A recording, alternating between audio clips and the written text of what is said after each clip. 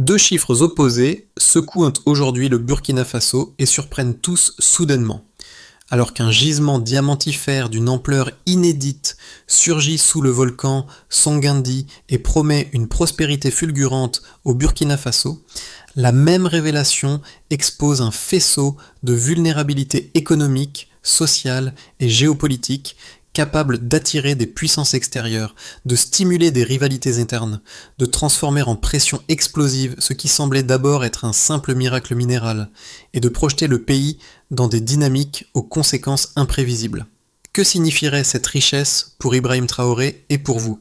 Un futur décisif se joue maintenant. La découverte des diamants du volcan Songandi place désormais le Burkina Faso devant un enjeu immense. Transformer une richesse aussi soudaine en moteur national durable, sans répéter les erreurs qui ont fragilisé tant d'États riches en ressources. La promesse est claire, une fenêtre de stabilité durable fondée sur une gestion transparente et mesurée. Pour comprendre ce moment critique, il faut regarder non seulement l'ampleur du gisement, mais aussi la manière dont les tensions économiques, sociales et géopolitiques s'imbriquent autour de lui.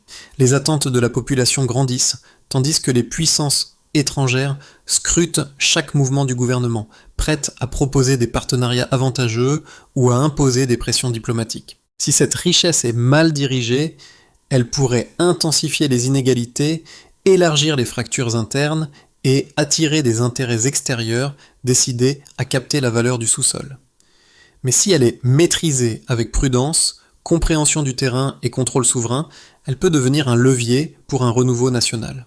Et pourtant, une question persiste en silence, le pays est-il vraiment préparé à gérer une opportunité d'une telle magnitude? Les premières analyses ont révélé un fait inattendu, bien plus massif que prévu. Le gisement sous le volcan Songandi pourrait atteindre près de 500 millions de carats, un volume qui repositionne immédiatement le Burkina Faso sur la carte stratégique du Sahel. Et un deuxième constat, tout aussi saisissant, s'est imposé presque simultanément. Les infrastructures nécessaires pour lancer l'exploitation exigeraient près de 4 milliards de dollars. Un seuil financier qui redéfinit la marge de manœuvre politique, technique et diplomatique du pays. À partir de cette double révélation, tout le paysage s'est éclairé autrement. Le Burkina Faso, longtemps perçu comme l'un des États les plus fragiles de la région, se trouve brusquement confronté à une transformation économique d'une ampleur rarement observée dans un laps de temps aussi court. L'annonce de la découverte a déclenché une vague de réactions internationales allant des propositions d'investissement massifs aux tentatives plus discrètes d'influence politique. Les satellites, les premiers rapports géologiques et les consultations rapides ont convergé vers la même image, une richesse souterraine capable de redistribuer les équilibres régionaux. Dans ce contexte tendu, Ibrahim Traoré a adopté une posture inhabituelle pour un dirigeant placé devant un trésor aussi immense. Plutôt que de signer dans l'urgence ou de céder aux premières offres, il a ordonné la création d'une commission nationale élargie, incluant scientifiques, société civile, experts militaires et spécialistes de gouvernance. Cette décision, lente en apparence, répond à une logique évidente. Éviter de reproduire les trajectoires d'autres pays où la précipitation a ouvert la voie à la corruption, aux conflits internes et à la dépendance extérieure. Pourtant, cette prudence n'a pas apaisé toutes les inquiétudes. Les voix critiques évoquent le risque d'un immobilisme coûteux, tandis que d'autres redoutent que les grandes puissances profitent du moindre vide décisionnel. Le pays se trouve à un moment où chaque option porte son poids et où la transparence institutionnelle peut devenir un outil aussi stratégique que les diamants eux-mêmes. Dans les jours qui ont suivi la révélation du gisement, un besoin s'est imposé. Trouver une figure capable de relier les données techniques à la réalité vécue par les Burkinabés. C'est là qu'est intervenu le travail des ingénieurs et des géologues locaux, ceux qui avaient détecté les premiers signaux anormaux sous le volcan Songandi. Leur rôle a rapidement dépassé la simple explication scientifique, ils sont devenus les médiateurs d'un changement encore abstrait pour la population. L'un des ingénieurs ayant participé aux premières analyses raconte que les vibrations enregistrées, d'abord interprétées comme de simples interférences, ont rapidement indiqué la présence d'une masse cristalline inhabituellement dense. Cette découverte, partagée en interne avant son annonce publique, a créé une onde de choc immédiate dans les cercles techniques du pays. Les experts savaient que ce type de gisement pouvait attirer une avalanche d'intérêts extérieurs, mais ils ont aussi compris que la précipitation serait un risque majeur. Les premiers impacts se sont fait sentir dans plusieurs régions. Afflux de journalistes, demandes soudaines de réunions communautaires, hausse des tensions locales entre groupes, craignant d'être exclus des bénéfices futurs. Les associations environnementales ont elles aussi commencé à se mobiliser, rappelant que l'exploitation à grande échelle pourrait entraîner déforestation, pollution de l'eau ou réduction drastique de la biodiversité. Face à cette effervescence, la Commission nationale a dû intervenir plus tôt que prévu pour clarifier les étapes du processus d'évaluation. Son objectif immédiat était simple, éviter que la découverte ne devienne un facteur de rupture sociale avant même qu'un plan d'exploitation n'existe réellement. Cette phase précoce a montré que derrière les chiffres impressionnants se joue surtout une question de cohésion interne et de capacité collective à absorber un choc économique d'une telle ampleur. Le déclencheur est arrivé en quelques heures. Lorsque les géologues ont transmis la confirmation finale du gisement, l'information a circulé comme une décharge électrique dans les institutions burkinabées. Les signaux satellitaires avaient déjà montré une structure cristalline continue s'étendant sur plusieurs kilomètres sous le volcan Sangandi, mais la validation officielle a instantanément modifié l'atmosphère politique. Le gouvernement a compris que cette découverte, si elle n'était pas cadrée immédiatement, risquait de déclencher une compétition féroce entre acteurs internes et externes. Les premiers échanges entre ministères ont commencé avant même la conférence de presse, chacun évaluant les risques de déstabilisation potentielle. Le point haut est survenu au moment où la nouvelle a atteint la scène internationale. En moins de 2 jours, les chancelleries étrangères ont demandé des entretiens urgents avec le Burkina Faso. Les multinationales minières ont envoyé des émissaires, souvent sous couvert de missions exploratoires, cherchant à obtenir des détails privilégiés. Des offres préliminaires de financement pour une exploitation rapide ont même été déposées, certaines évoquant des retours économiques exceptionnels s'il était possible de sécuriser un accès prioritaire au gisement. Cette intensification soudaine d'intérêt a renforcé la pression interne. Les partis d'opposition ont accusé le gouvernement de manque de clarté, tandis que plusieurs groupes communautaires ont exigé que les régions proches de Sangandi soient consultées avant toute décision. La découverte n'était plus seulement une perspective économique, elle était devenue un terrain de confrontation politique, les ondes de choc se sont répercutées dans tout le Sahel. Des pays voisins ont commencé à ajuster leurs propres agendas diplomatiques, anticipant les effets d'un éventuel basculement du Burkina Faso dans une stratégie d'exploitation intensive. Certains craignaient qu'une insertion soudaine dans le marché mondial du diamant ne provoque des tensions régionales, notamment en matière de sécurité et de contrôle des flux transfrontaliers.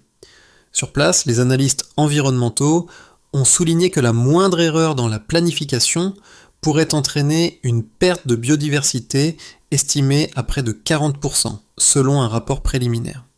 La possibilité d'une exploitation minière mal régulée a ravivé les inquiétudes concernant la pollution des sols et des nappes phréatiques, problématiques déjà sensibles dans plusieurs zones du Sahel. En parallèle, les avis techniques collectés par la Commission nationale ont montré plusieurs défis invisibles lors des premières annonces. Le transport des équipements lourds nécessiterait de nouvelles infrastructures routières. La sécurisation du périmètre exigerait une coordination militaire complexe.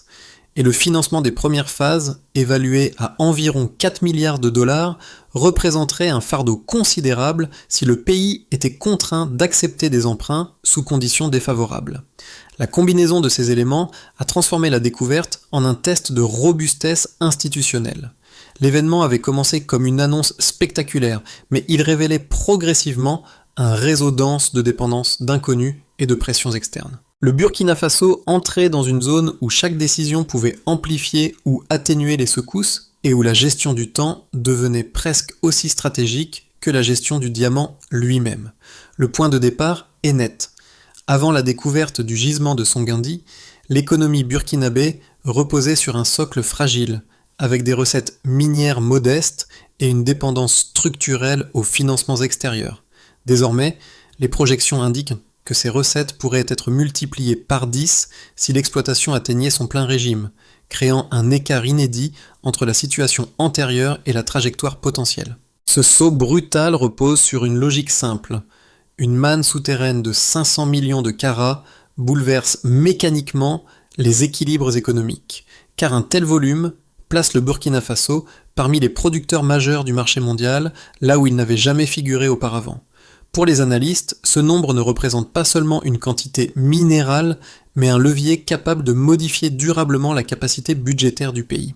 Le deuxième chiffre, tout aussi important, est celui des 4 milliards de dollars requis pour les infrastructures initiales, une somme qui dépasse largement les capacités financières internes.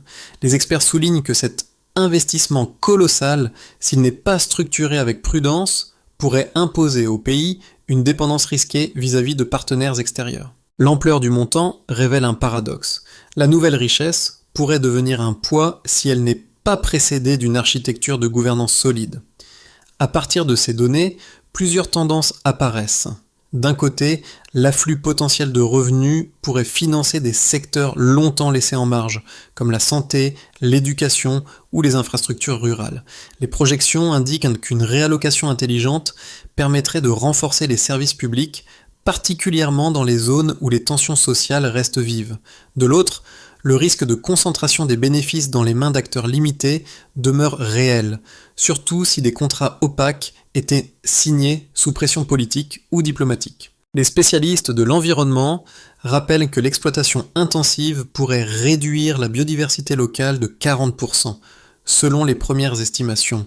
Même si ce chiffre provient de modélisations préliminaires, il illustre la fragilité de l'écosystème autour de Songandi et la nécessité de mécanismes stricts de surveillance. Les impacts ne seraient pas seulement écologiques. La dégradation des sols ou la pollution des eaux entraînerait aussi des conséquences sociales pour les communautés dépendant de ces ressources naturelles. Face à cette tension entre opportunités et risques, la Commission nationale a multiplié les audits préliminaires pour identifier les zones de vulnérabilité. Les premiers rapports montrent que la chaîne logistique exigée par une exploitation de cette ampleur nécessiterait non seulement des équipements spécialisés, mais aussi une réorganisation des capacités administratives. Sans cadre juridique renforcé, le pays pourrait se trouver exposé à des litiges internationaux ou à des déséquilibres internes. Dans ce contexte, l'approche prudente adoptée jusque-là prend tout son sens. Les chiffres spectaculaires ne suffisent pas à garantir une trajectoire stable.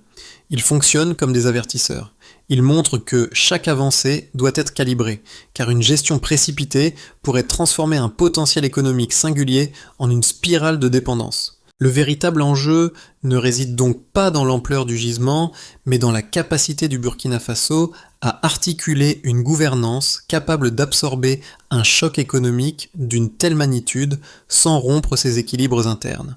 Le débat autour de l'exploitation du gisement de Songandi s'est structuré en deux blocs cohérents, chacun avançant des arguments solides qu'il faut examiner sans caricature. D'un côté, les partisans d'une mise en valeur rapide estiment que le Burkina Faso ne peut pas se permettre d'attendre. Leur logique repose sur une réalité économique persistante. Le pays lutte depuis des décennies contre des recettes limitées, une pression budgétaire constante et un besoin urgent de financer des infrastructures essentielles. Selon eux, un démarrage précoce, même sous forme de partenariats internationaux, pourrait injecter immédiatement des capitaux, accélérer la construction de routes, d'installations énergétiques et de services publics, tout en consolidant la position géopolitique du pays dans le Sahel. Ils soulignent également que plusieurs États voisins ont tiré parti de collaborations rapides pour stabiliser des secteurs entiers, réduisant ainsi leur dépendance aux aides extérieures. En face, les défenseurs d'une approche graduelle s'appuient sur des expériences africaines où la précipitation a provoqué des crises profondes. Leur argument est fondé sur un constat répété dans la région. Sans transparence, cadre juridique solide et protection environnementale rigoureuse, les richesses minières peuvent amplifier les inégalités, alimenter des rivalités internes et ouvrir la porte à des ingérences étrangères. Il rappelle que le coût estimé de plusieurs milliards de dollars pour lancer l'exploitation pourrait entraîner des engagements financiers difficiles à assumer si les contrats étaient conclus sous pression. À cela s'ajoutent les risques environnementaux signalés par les premières analyses. une réduction potentielle de la biodiversité, des perturbations hydrologiques et la dégradation des terres, autant de facteurs susceptibles d'affecter durablement la stabilité locale si les mécanismes de contrôle sont insuffisants. Pour arbitrer entre ces deux visions opposées, il faut revenir à la source des données disponibles. Les projections indiquent que le gisement pourrait modifier de manière radicale la trajectoire économique du pays, mais ces mêmes données mettent en évidence la nécessité d'une gouvernance robuste. Dans ce contexte, la question n'est pas seulement de choisir entre rapidité et prudence, mais de déterminer si les institutions actuelles peuvent absorber l'onde de choc créée par une richesse aussi soudaine. La réponse conditionnera la cohérence de toute stratégie future. Tout bascule en une phrase. Lorsque les premiers résultats consolidés de la Commission nationale ont été transmis au gouvernement, une ligne directrice est apparue nettement. La découverte n'était plus seulement un événement géologique, mais un pivot stratégique susceptible de redéfinir la souveraineté économique du Burkina Faso. Cette bascule a soudain placé chaque institution devant un dilemme immédiat. Comment avancer sans accélérer les risques déjà identifiés dans les rapports environnementaux, sociaux et financiers? Dans cette zone de transition, Ibrahim Traoré a dû examiner un paysage plus dense que prévu. Les conclusions intermédiaires signalaient une pression croissante venant d'acteurs extérieurs, mais aussi une fragmentation interne alimentée par des attentes divergentes. Les communautés proches de Songandi demandaient des garanties directes, les experts environnementaux exigeaient un renforcement des protocoles de surveillance, les conseillers économiques proposaient des trajectoires opposées en fonction des scénarios de financement. Le point de rupture latent se trouvait là. Un choix trop rapide risquait de transformer la découverte en faille, mais un ralentissement excessif pouvait exposer le pays à la perte de contrôle politique sur le gisement. Le milieu de parcours révélait ainsi une vérité simple. Aucun horizon n'était viable sans une stratégie de cohérence institutionnelle capable d'absorber les tensions simultanées. Les conséquences de la découverte du gisement de Songandi se lisent aujourd'hui à travers 4 axes distincts qui redessinent le quotidien, les marchés et l'équilibre stratégique du pays. L'impact réel ne se limite pas à la valeur des diamants. Il traverse les foyers, les entreprises, les institutions et les frontières régionales, créant un ensemble de tensions et d'espoirs entremêlés. Dans ce paysage mouvant, Ibrahim Traoré devient l'un des points d'ancrage de l'interprétation nationale, car chaque décision prise autour du gisement influence ces 4 groupes simultanément. Pour les populations proches du volcan Songandi, la découverte a déclenché un mélange d'euphorie et d'inquiétude. Beaucoup y voient une chance historique d'améliorer leurs conditions de vie, notamment grâce à des programmes sociaux que les revenus futurs pourraient financer. Mais les risques sont tangibles. Les premières analyses parlent d'une possible réduction de la biodiversité de 40%, un chiffre qui préoccupe fortement les villages dépendant des ressources naturelles locales. Les demandes de transparence, de redistribution équitable et d'infrastructures nouvelles se multiplient. La cohésion sociale, déjà fragile, pourrait se fissurer si l'attente se transforme en frustration. Les petites et moyennes entreprises voient dans le gisement une fenêtre de croissance immédiate.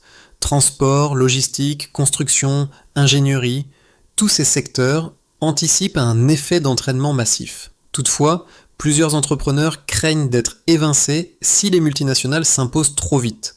Le manque de capacité technique locale rend le risque réel. Sans politique de soutien, la valeur générée pourrait se concentrer ailleurs. Les chambres professionnelles ont déjà envoyé des mémorandums demandant des quotas de participation nationale dans toute future exploitation. Les experts environnementaux insistent. L'ampleur exceptionnelle du gisement expose la région à des perturbations majeures. Une exploitation mal régulée risquerait d'entraîner pollution de l'eau, déforestation et déséquilibre hydrologique, affectant la sécurité alimentaire de plusieurs zones rurales.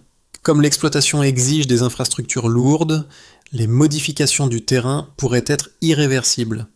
Les organisations écologiques pressent pour une stratégie qui intègre la restauration écologique, la conservation des zones sensibles et la surveillance continue des niveaux de contamination. Sur le plan régional, la découverte agit comme un aimant.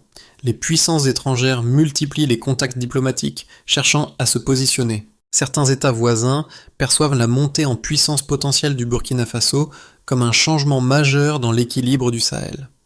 D'autres craignent que des acteurs extérieurs utilisent le gisement comme levier d'influence. Si les revenus sont mal gérés, les tensions transfrontalières pourraient se renforcer. Mais si une gouvernance maîtrisée s'impose, le pays pourrait devenir un pôle stabilisateur. Ces 4 axes montrent qu'un seul choix stratégique peut produire des répercussions en cascade à la fois prometteuses et délicates. Les prochains mois seront déterminants, car 3 trajectoires réalistes se dessinent autour du gisement de Songandi. Chacune repose sur les mêmes données techniques et géopolitiques, mais elles divergent radicalement selon la manière dont les institutions décideront de structurer les partenariats, de gérer la pression extérieure et de protéger les communautés locales. Les signaux actuels montrent que le pays évolue dans une zone de forte incertitude où un ajustement mineur dans la gouvernance peut suffire à modifier profondément l'équilibre général. Dans une première trajectoire concernant les négociations avec les multinationales, dans cette trajectoire, le gouvernement accepterait d'entamer un second cycle de discussion avec les entreprises minières internationales, mais sous un cadre renforcé. Les offres seraient réévaluées, les clauses environnementales durcies et les garanties financières précisées. Cette option apporterait un flux de capitaux relativement rapide, permettant de lancer les premières infrastructures indispensables. Toutefois, le risque de dépendance à long terme subsisterait si les contrats manquaient de garde-fous solides. Dans une deuxième trajectoire, il est question d'un contrôle national strict avec des partenariats régulés. Ici, le pays conserverait la main sur l'exploitation tout en s'adossant à des partenariats publics-privés strictement contrôlés. Les revenus seraient réinvestis dans les communautés proches de Songandi et un dispositif de surveillance écologique serait déployé dès la phase initiale. Les bénéfices seraient plus équitablement distribués et les tensions internes pourraient diminuer. Ce scénario dépend toutefois d'une capacité administrative élevée et d'une cohérence institutionnelle rarement atteinte sans réforme préalable. Dans une troisième trajectoire, le pays envisagerait une orientation vers un isolement économique et une exploitation entièrement nationale. Dans cette option, le pays refuserait toute collaboration extérieure. Les investissements reposeraient exclusivement sur des fonds internes, allongeant considérablement les délais de mise en production. Les infrastructures avanceraient lentement, tandis que la pression diplomatique s'accentuerait. Les ressources financières pourraient se révéler insuffisantes, compromettant les programmes sociaux et provoquant des tensions internes accrues. La souveraineté serait totale, mais le coût économique et social serait élevé. Pour comprendre les 6 à 12 prochains mois, la question centrale n'est pas seulement de savoir quel scénario sera choisi, mais si les institutions seront capables d'absorber les conséquences structurelles de cette décision. La solidité du cadre juridique, la transparence et la gestion des attentes sociales seront les facteurs déterminants pour transformer l'une de ces trajectoires en voie durable. Pour la majorité des Burkinabés, la découverte du gisement de Songandi ne se résume ni aux chiffres vertigineux, ni aux débats institutionnels. Elle s'inscrit dans une réalité quotidienne, faite de besoins urgents, d'incertitudes et d'attentes longtemps accumulées. Dans les villages proches du volcan, les discussions tournent autour des routes à construire, des écoles à rénover et de l'accès à l'eau potable, autant de priorités que les habitants espèrent voir enfin prises en compte si les revenus miniers se concrétisent. Les familles se demandent si cette richesse pourrait offrir à leurs enfants davantage de perspectives éducatives ou un accès renforcé aux soins de santé. Dans les centres urbains, les commerçants, les transporteurs et les travailleurs du secteur informel perçoivent la découverte comme une opportunité de stabilisation économique. Beaucoup imaginent une augmentation de la demande en services, de nouveaux emplois dans la logistique ou la construction, ou encore l'arrivée d'investissements capables de dynamiser les marchés locaux. Mais ces espoirs sont tempérés par une question récurrente. Les bénéfices atteindront-ils réellement les populations ou resteront-ils confinés à quelques cercles privilégiés ? Les expériences africaines antérieures rappellent que les richesses minières peuvent difficilement produire un effet inclusif sans mécanisme de redistribution solide. Parallèlement, les préoccupations environnementales gagnent du terrain parmi les communautés rurales. Les agriculteurs redoutent que la dégradation des sols compromette leur production alimentaire. Les associations locales demandent des garanties sur la préservation des nappes phréatiques et la gestion des résidus miniers. notant que les perturbations hydrologiques affecteraient immédiatement leurs moyens de subsistance.